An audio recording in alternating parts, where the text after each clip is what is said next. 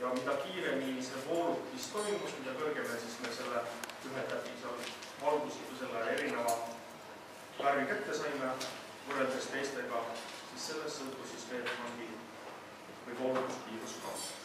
Nii, aga muidugi me saime rõõmi kätte.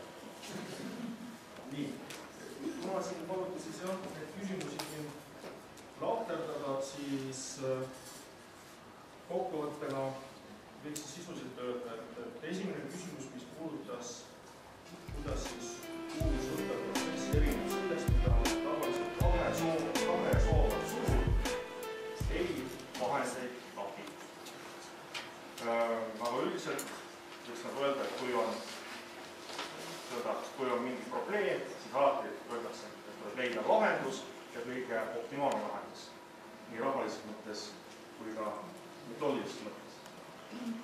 Et jah, see on kes mõni 50-50% väärtusena. Nii.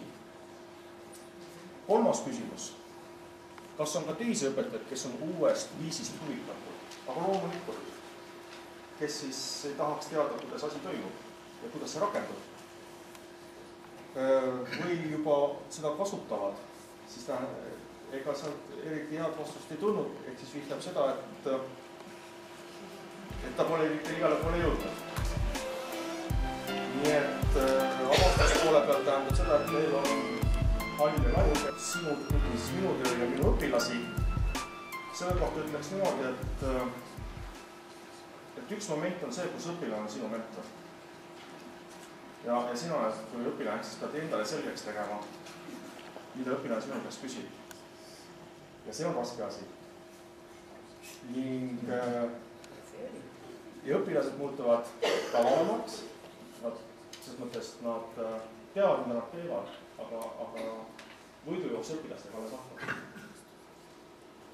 Õpilased ütlevad, teema on lapsesõbralikud, seda saab ise teha, valesid vastuseid ei ole, nad peavad jõudma sinna sihtmärgini, huvitav teha ja lõpuks lemmiktund.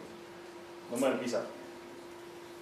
Kui on lemmiktund, siis järjekord on ukse taga ja sul on valida, keda tahatakse, aga lapsi ei tohi valida, et ju alati vastu. Nii et suur aitäh teile, nii et vabandust väikse presentatsiooni eest.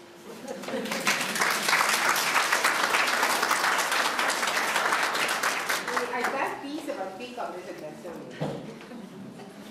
Nii, aga nüüd vaatame, mis siis